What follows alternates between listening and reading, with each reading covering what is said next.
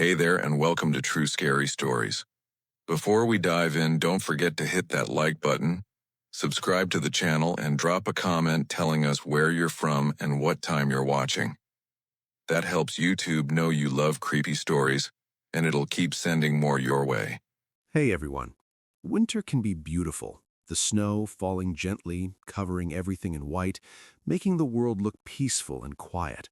But when that snow turns into a full-blown blizzard, when you're trapped, isolated with no way out, that's when things can go very, very wrong. Tonight, I'm going to share with you 3 deeply unsettling true stories that happened during snowstorms. Stories where people found themselves cut off from the world, alone with something they couldn't explain. So turn off your lights, get comfortable, and let's begin. Story 1. The Cabin in the Whiteout. This story comes from a guy named Derek, who was 26 at the time this happened, back in February of 2019. Derek loved winter hiking. He'd done it dozens of times, always prepared, always careful. But this trip would be different. Derek had rented a small cabin in the mountains of northern Montana for a long weekend. It was remote, about 8 miles from the nearest town, accessible only by a winding dirt road. He checked the weather forecast before leaving. Light snow expected, nothing serious. He packed enough food for 4 days, brought his camping gear, and headed out on a Friday morning. The drive up was fine. The cabin was exactly as advertised, small, rustic, but cozy. It had a wood-burning stove, a single bedroom, a kitchen area, and a bathroom with a composting toilet. No cell service, but Derek expected that. He'd brought books, his journal, and plenty of wood fire was already stacked outside. The first night was perfect. He made dinner, read by the fire, and fell asleep listening to the wind whistling through the trees. But when he woke up Saturday morning, everything had changed. The light coming through the window was strange, too bright, too white. Derek got up and looked outside, and his stomach dropped. Snow everywhere. It must have dumped at least 2 feet overnight, and it was still coming down hard. The trees were barely visible through the thick curtain of white. The road he'd driven in on, completely buried. Derek tried his phone. No service, as expected. He wasn't too worried yet. He had plenty of supplies, and the cabin was warm. He just waited out. Snowstorms like this usually passed in a day or 2. But as the hours went by, the storm only got worse. By mid-afternoon, Derek could barely see 10 feet beyond the windows. The wind was howling now, shaking the cabin, making the walls creak. He kept the fire going, ate some canned soup, and tried to stay calm. That's when he heard it. A sound outside. Not the wind, something else. It sounded like scraping, like something heavy being dragged through the snow. Derek froze, listening. The sound came again, closer this time. Scrape, scrape, scrape. Slow, deliberate. Then it stopped. He told himself it was just a branch. Maybe a tree had fallen. But something about that sound felt wrong, too rhythmic, too purposeful. Derek went to the window and pressed his face against the cold glass, trying to see through the blizzard. Nothing, just white. But then, just for a second, he thought he saw something move out there. A dark shape, tall and hulking, barely visible through the snow, and then it was gone. His heart was pounding now. He stepped back from the window, telling himself he was imagining things, cabin fever maybe, or just the storm playing tricks on his eyes. But then came the knock. 3 solid knocks on the front door. Bang, bang, bang. Derek's blood went cold. Who the hell could be out there, in this storm, 8 miles from town? He stood by the door slowly, every instinct screaming at him not to open it. "Hello?" he called out. His voice sounded small, swallowed by the storm. No answer. Another 3 knocks, louder this time, more insistent. "Who's there?" Derek shouted. Silence. Just the howling wind. He stood there frozen, staring at that door. Part of him wanted to open it. What if someone was hurt, lost in the storm, needing help? But another part of him, a deeper, more primal part, told him to stay the hell away from that door. The knocking came again. But this time, it wasn't just knocking. It sounded like scratching, too. Long, slow scratches down the wood, like nails dragging down the surface. Derek backed away, his hands shaking. "Go away," he yelled. "I'm calling the police." A lie. He had no cell service, but maybe whoever or whatever was out there didn't know that. The scratching stopped, and then footsteps. Heavy footsteps, crunching through the snow, moving around the cabin, circling it. Derek ran to the bedroom window, trying to see what was out there.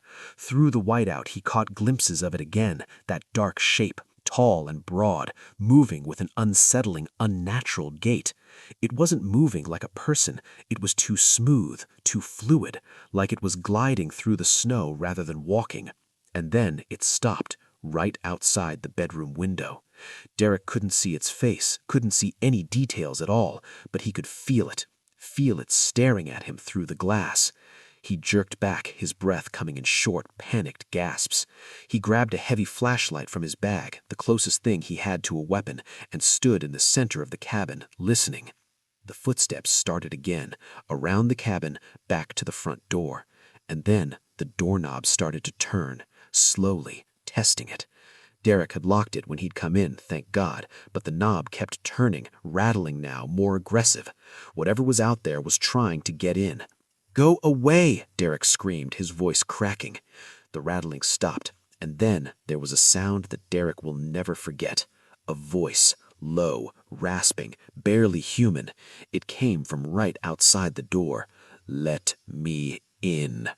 It wasn't a request, it was a command, and the voice sounded wrong, like gravel grinding against metal, like multiple voices speaking at once.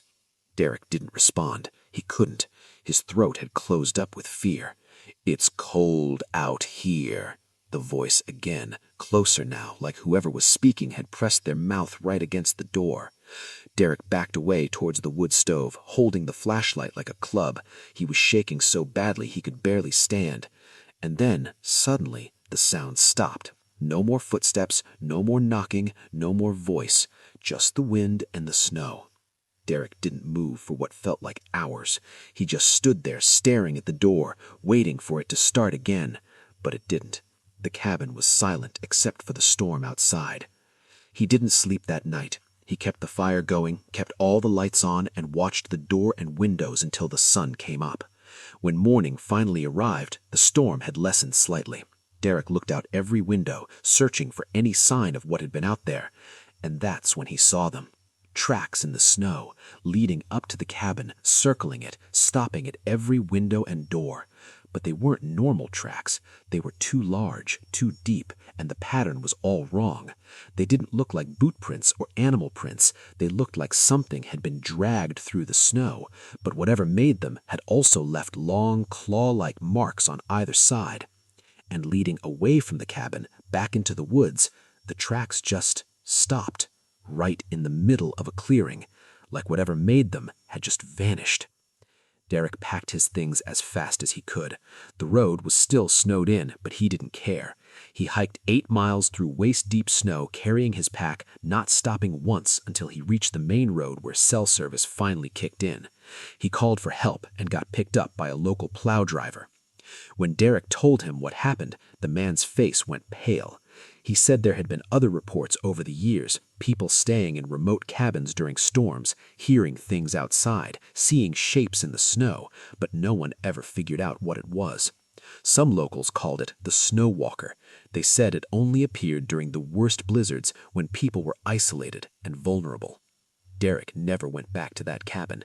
In fact, he doesn't do winter trips anymore at all.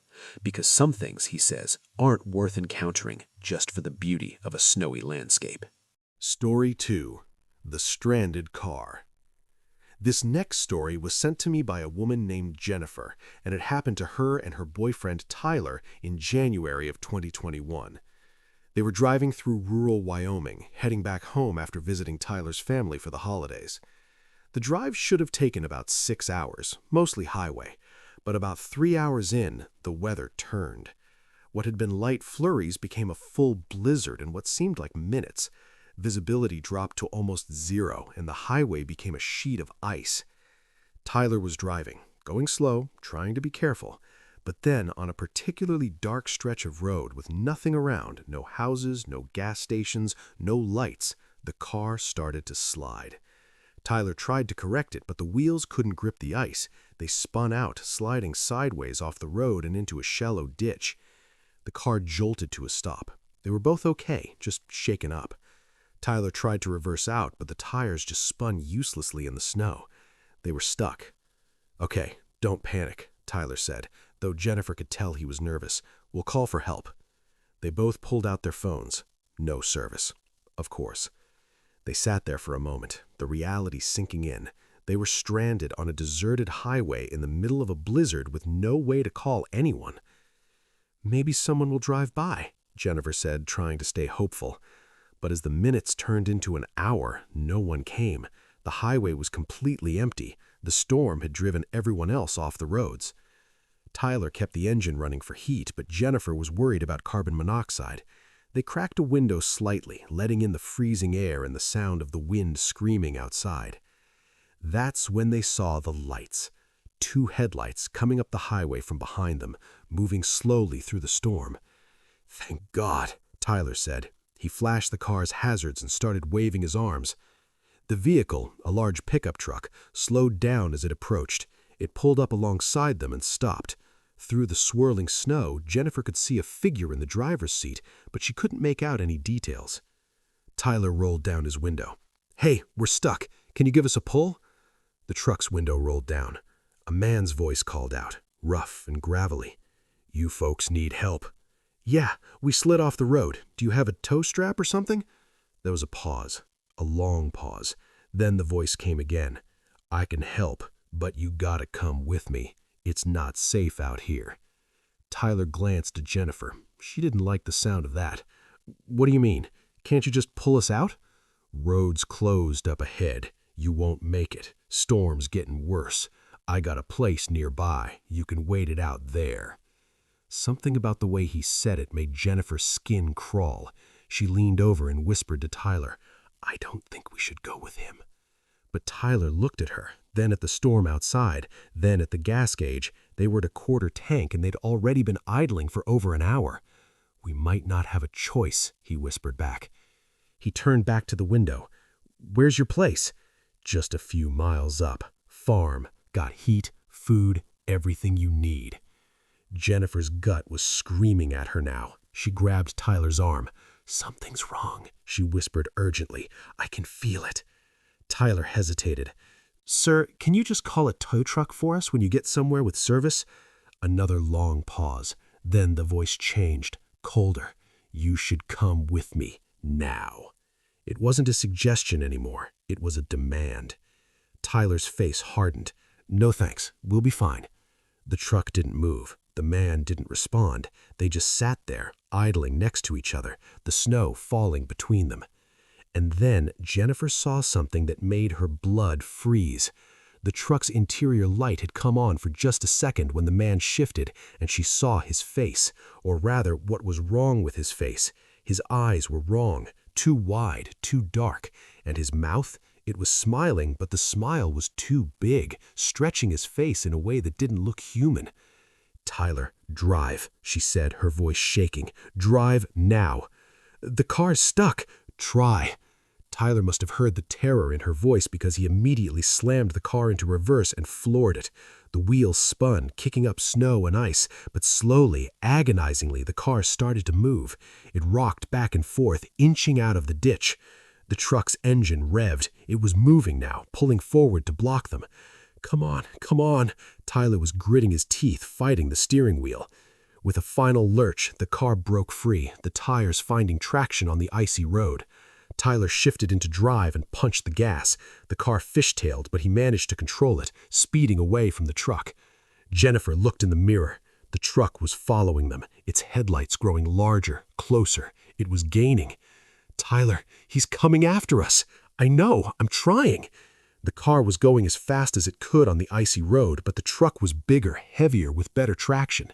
It was right behind them now, its high beams flooding their car with blinding light. And then it rammed them.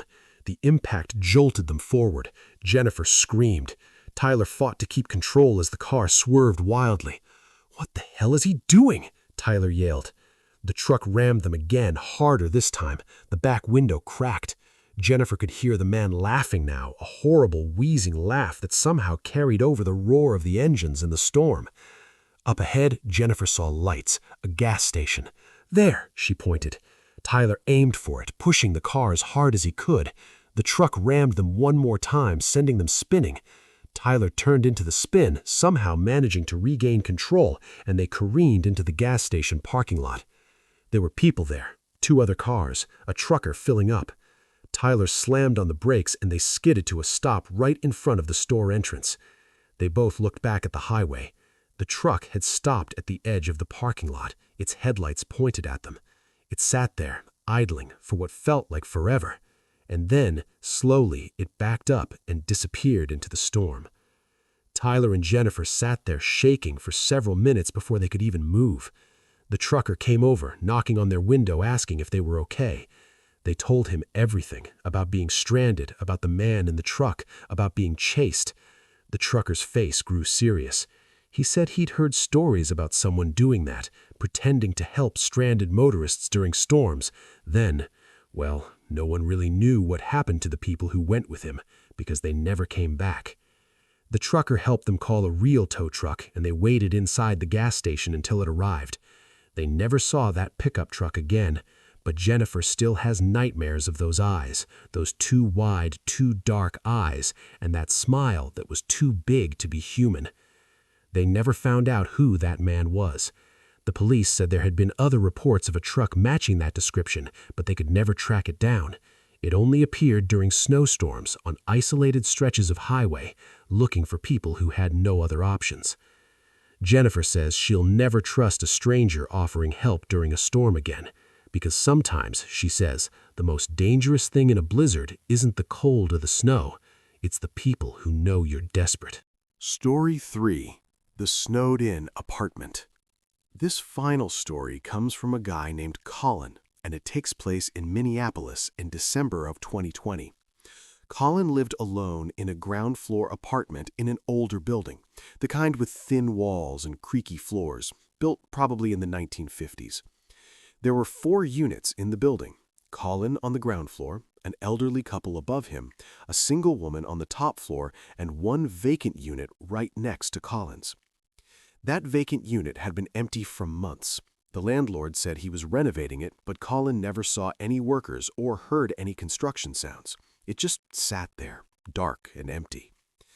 On December 18th, a massive snowstorm hit Minneapolis. The weather reports were calling it a once-in-a-decade event. Blizzard conditions, 0 visibility, with snowfall rates of 3 to 4 inches per hour.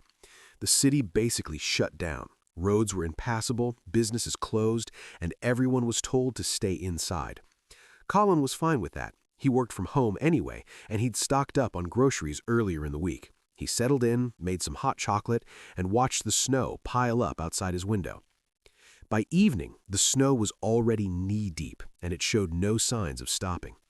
The streetlights cast an eerie glow over the white landscape, and the usual city sounds were muffled, absorbed by the thick blanket of snow.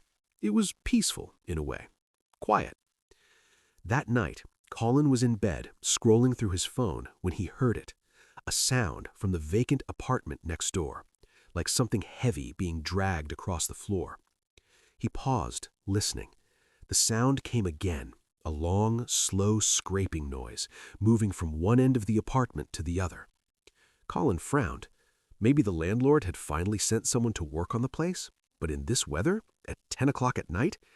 He got out of bed and texted his landlord. "Hey, is someone working on the vacant unit tonight?" No response. It was late, so Colin figured he'd hear back in the morning. He tried to go back to sleep, but the sounds continued.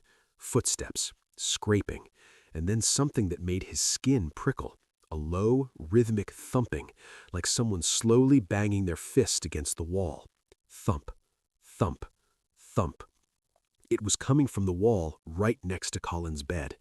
He sat up, staring at that wall in the darkness. The thumping continued, steady and deliberate. And then it stopped. The apartment next door went completely silent. Colin waited, his heart pounding. Minutes passed. Nothing. He lay back down, telling himself it was probably just pipes or the building settling in the cold. Old buildings made weird noises, right? But then came the voice, muffled, distorted, but unmistakable, coming from the other side of the wall. A man's voice, low and rasping. I see you. Colin's blood turned to ice. He couldn't move, couldn't breathe. The voice came again, clearer this time. I see you, Colin. It knew his name. Whatever was in there knew his name. Colin jumped out of bed, backing away from the wall. His mind was racing. How could anyone be in there? How did they know his name?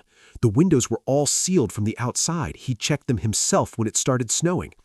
He grabbed his phone and called 911. The dispatcher answered, but when Colin tried to explain, she told him what he already feared. The storm was too severe. All emergency services were suspended, except for life-threatening situations. They couldn't send anyone out for a noise complaint.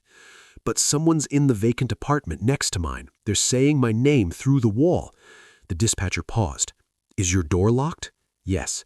Then stay in your apartment, stay away from the shared wall, and call us back if anyone tries to break in. Not exactly reassuring, but what else could he do? Colin hung up and stood in the center of his apartment, listening. Silence. The apartment next door had gone quiet again. Maybe whoever it was had left. But how? The building's front entrance was the only way in or out, and Colin had a clear view of it from his living room window. No one had left. He stayed up the rest of the night, sitting on his couch, watching his door, jumping at every small sound. When morning finally came, the storm was still raging, but at least it was daylight. That made things slightly less terrifying. Colin decided to check the hallway. Maybe he'd see some sign of who had been in that apartment. He unlocked his door, peeked out. Empty. He stepped into the hallway and walked to the door of the vacant unit. Locked. He tried the handle just to be sure. Definitely locked. He pressed his ear against the door, listening. Nothing. Complete silence. Feeling slightly bolder, he knocked. Hello? Is someone in there? No response. He knocked again, harder. Hello? And then, from inside, very faintly, he heard it. Breathing. Slow, raspy breathing. Right on the other side of the door. Colin stumbled backward, his heart hammering. He ran back to his apartment and slammed the door, locking it, throwing the deadbolt, even pushing his couch against it for good measure. The rest of that day was a nightmare. The sounds from next door continued, footsteps, scraping, that horrible thumping on the wall, and every few hours the voice would return. Colin, I'm still here. Colin, let me in. It's so cold, Colin. He stopped responding to it, stopped acknowledging it. He just sat there, phone in hand, waiting for the storm to end, waiting for the police to be able to come, waiting for anything to change. On the second night, things escalated. Colin was trying to distract himself with a movie when he heard a new sound. Scratching. Not on the wall, on his door. Long, slow scratches like fingernails dragging down the wood. He muted the TV, listening in horror. The scratching continued, and then came the voice again, but this time it wasn't muffled by the wall. It was right outside his door. Colin, open the door. He didn't move, didn't breathe. The doorknob started to turn, slowly, testing it. The deadbolt held, but watching that knob turn on its own, knowing something was out there trying to get in, was one of the most terrifying things Colin had ever experienced. Go away, he shouted, his voice cracking. The police are coming. The doorknob stopped turning. Silence. And then that awful laugh, low, rattling, barely human. The scratching started again, more aggressive now. Whatever was out there was trying to claw its way through the door. Colin called 911 again, but the storm was still too bad. No one could come. He grabbed a kitchen knife and backed into his bedroom, pushing furniture against the door. He could still hear the scratching, could still hear that voice calling his name. He didn't sleep at all that night. The storm finally broke on the third day. By afternoon, snowplows were out and the roads were passable. Colin called 911 again, and this time they agreed to send officers. 2 police officers arrived an hour later. Colin explained everything, the sounds, the voice, the doorknob turning. They looked skeptical but agreed to check the vacant apartment. The landlord met them there with a key. He unlocked the door and they went inside. Colin waited in the hallway, gripping his phone, half expecting something to come rushing out. But the officers emerged a few minutes later looking confused. "There's no one in there," one of them said. "What? That's impossible. I heard them for 3 days." "The apartment's empty. No signs of forced entry, no signs anyone's been inside." Colin insisted they check again, so they did, and they even let him come in to look. The apartment was completely bare. No furniture, no debris, just dusty floors and peeling paint. The windows were sealed from the inside, undisturbed. No one could have gotten in or out. But as Colin stood there looking around, he noticed something. On the wall that separated the vacant apartment from his, the wall where he'd heard the thumping and the voice, there were marks. Long, deep scratches carved into the drywall like someone had been clawing at it from this side. And written in the dust on the floor, in crude, shaky letters, "Colin." The officers saw it too. They asked if he had any enemies, anyone who might want to scare him. Colin said no, he couldn't think of anyone. They filed a report, but without any evidence of a break-in or an actual intruder, there wasn't much they could do. They suggested he install some cameras and keep his door locked. Colin moved out 2 weeks later. He couldn't stay there, not after that. The sounds, the voice, the way his name had been written in the dust, it was too much. To this day, he doesn't know what was in that apartment during the storm. The landlord insisted no one had been inside, that it had been locked the entire time. But Colin knows what he heard. He knows what tried to get into his apartment. He says sometimes, late at night, he still hears it, that rasping voice calling his name, and he wonders if maybe it followed him, if maybe it's still out there, waiting for the next snowstorm, waiting for the next time he's trapped and alone. Because some things, Colin says, don't need doors to get inside. They just need you to be afraid. And once they know your name, they never really leave. So those were 3 snowstorm horror stories. Isolated cabins, stranded cars, and empty apartments. All places where people thought they were safe, where they thought the worst thing they had to worry about was the cold and the snow. But they learned that sometimes the real danger isn't the storm itself, it's what the storm brings with it, or what it traps you inside with. Stay safe out there, and if you ever find yourself alone during a blizzard and you hear something outside, something that doesn't sound quite right, maybe don't open the door, maybe don't answer. Because some things are better left out in the cold. Thanks for listening. I'll see you in the next one.